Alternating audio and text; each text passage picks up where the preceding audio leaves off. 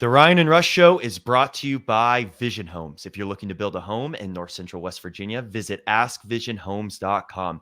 Vision Homes, making you a house you're proud to call home. And don't forget to subscribe to the Ryan and Rush Show. But don't take our word for it. Take Coach Nealon's. Hi, this is Coach Don Nealon, and you're watching the Ryan and Rush Show. Please subscribe.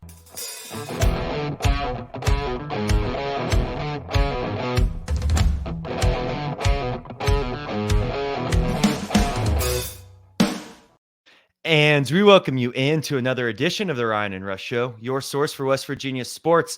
On today's episode, we have a very special guest. The TV screen behind me might give it away. Mikel Hager, the 69th Mountaineer for West Virginia University, joins us today.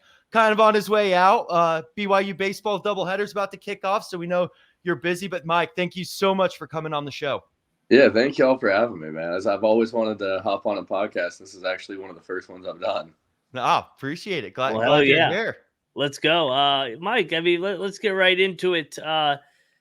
Obviously, the other night was your final game at the Coliseum and your final chant. Just some of the emotions going through your head. Obviously, you're a diehard Mountaineer, like many watching right now. Just talk about that experience in your final game at the Coliseum. Yeah, I mean, to be completely honest with you, it hasn't even set in yet because I'll be back at the Coliseum tomorrow for rifle. No.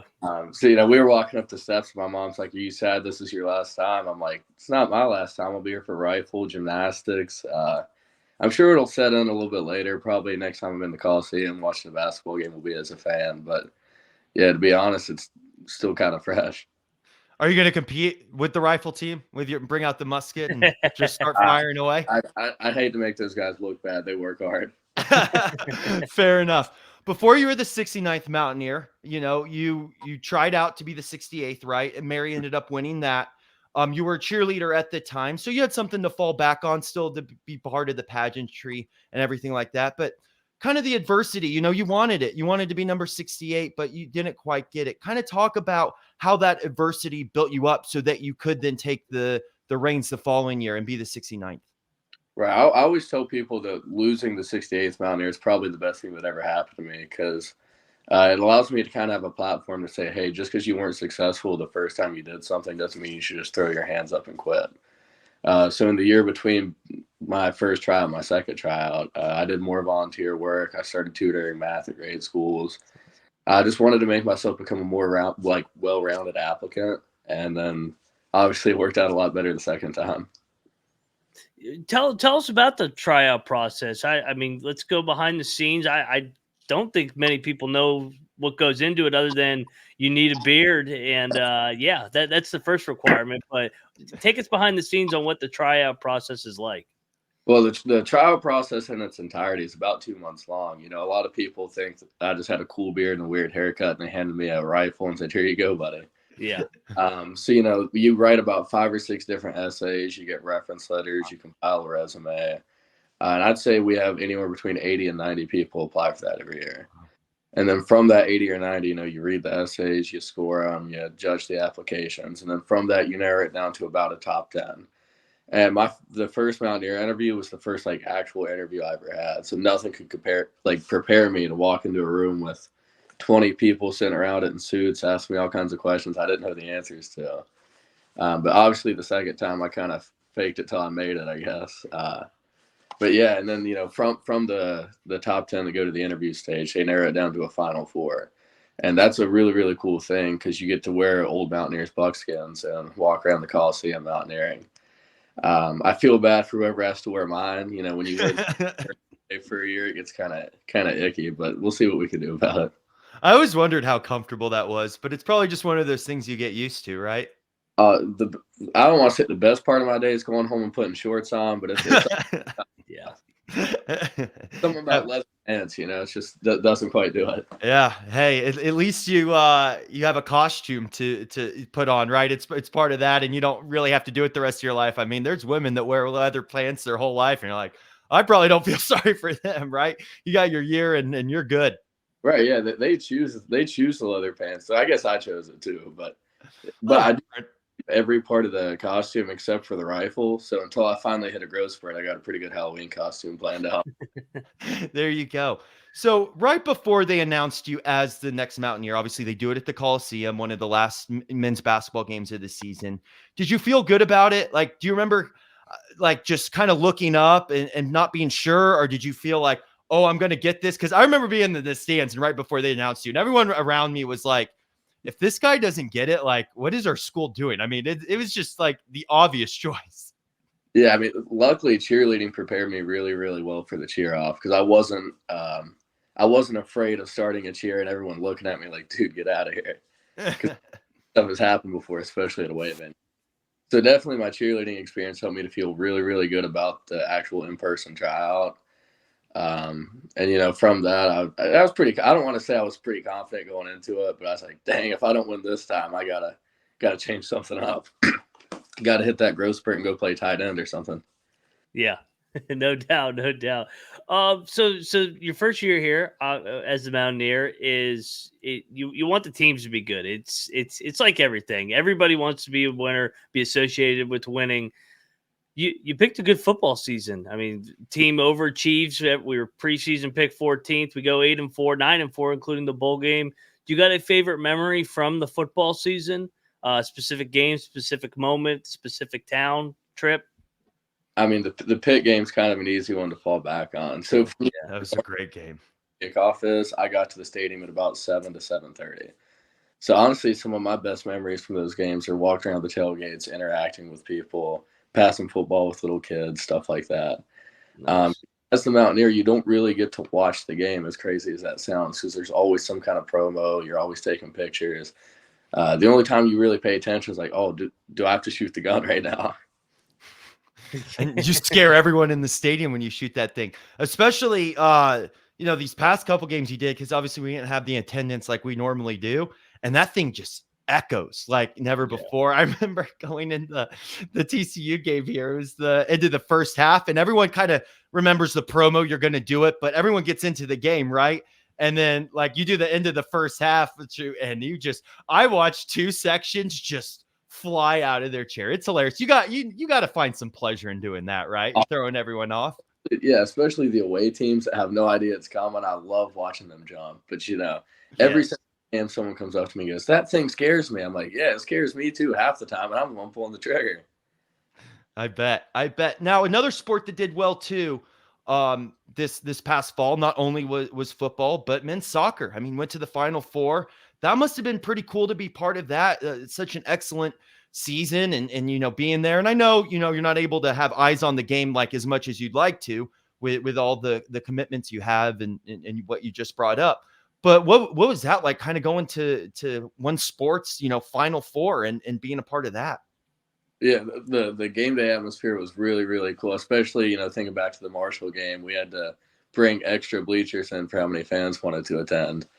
To be honest with you, I'd never watched soccer in my entire life before I was the Mountaineer.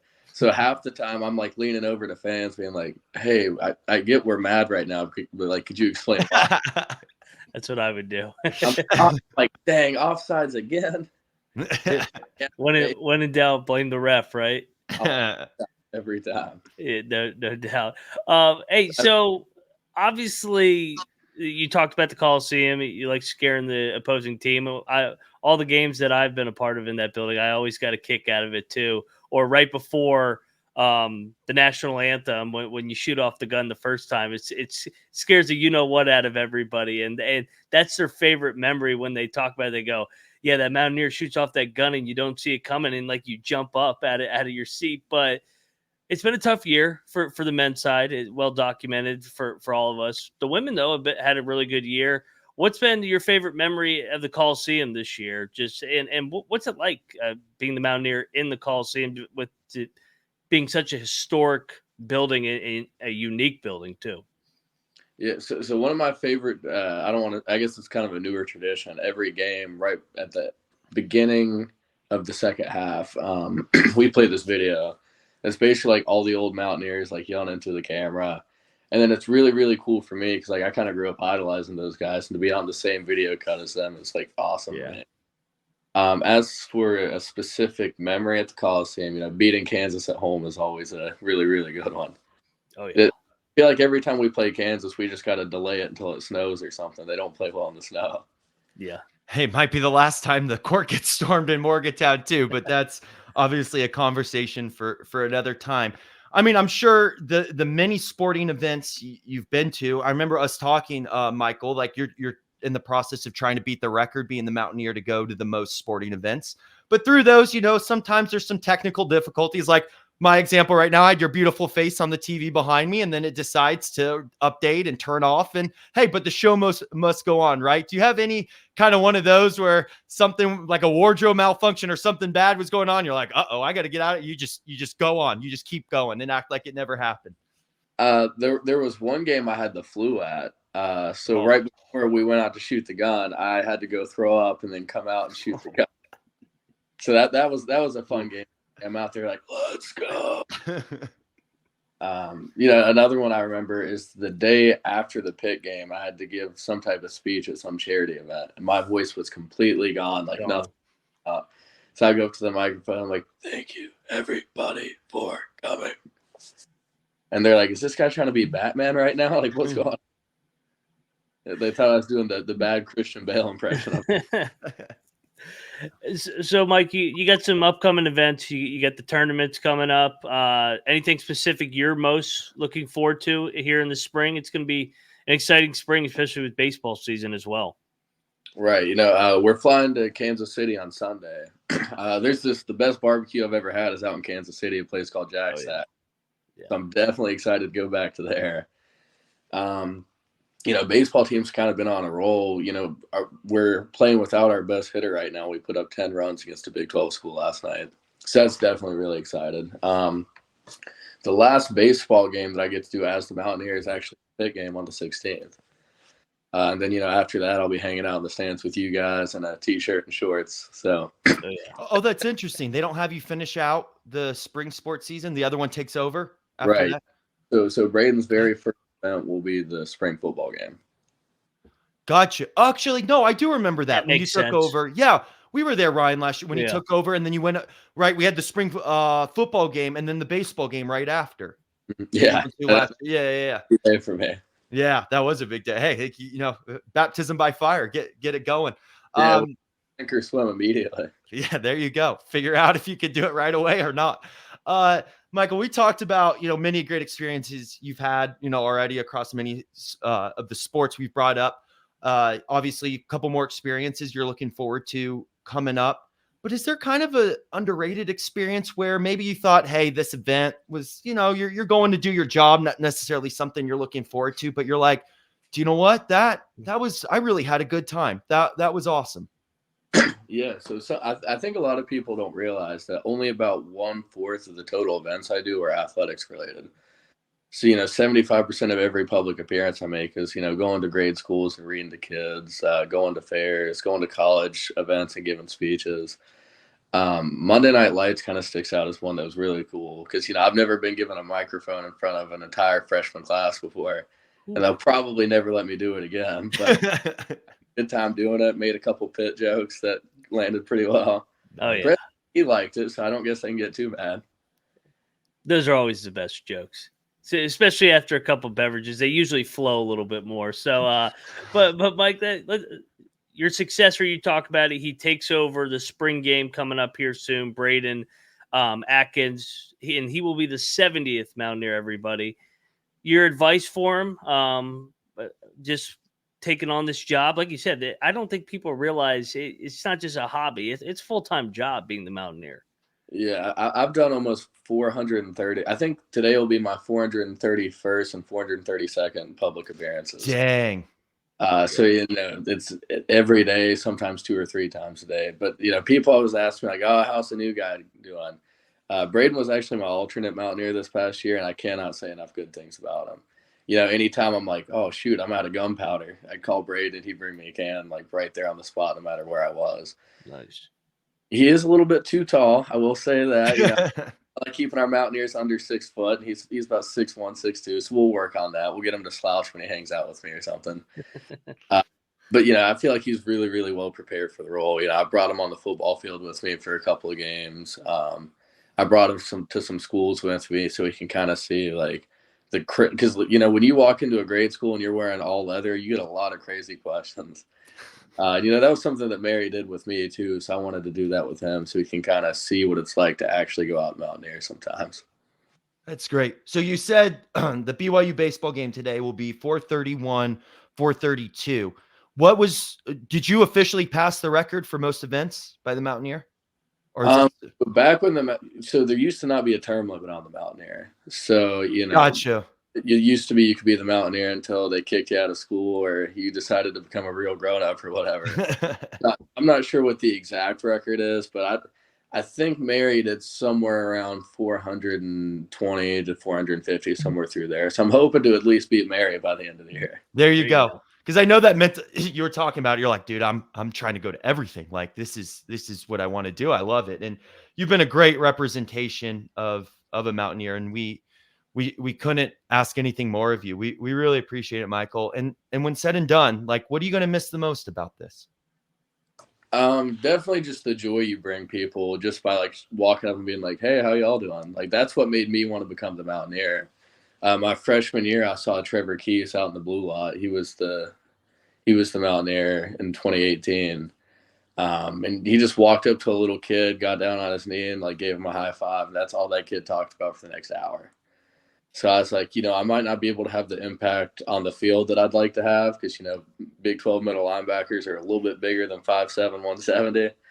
But, I knew that from seeing that I could have an impact that went way beyond the field. And what's your plans afterward? Because obviously the time is ticking. It's almost time to pass the torch, and then you'll be, like you said, cheering in the stands with shorts and a T-shirt. My next step is my life goal is to be a stay-at-home dad, marry a doctor. So I just got to find a nice girl, see if she wants to buy me a boat or something. There you go. That's a good. They make the joke, right, that some women will go to college to get their MRS degree. You came to college to be the Mountaineer and get your MR degree, right? Right. I am working on 2 degrees right now. So hopefully, if I pass organic chemistry, I'll graduate with 2 degrees this spring. Then next, I'm planning to get my master's in business and then get my doctorate in physical therapy after that. But if I find a nice girl in a lab coat along the way, I'll just drop all that and, cut the grass, do the laundry, all that kind of stuff. Take the kids to football practice.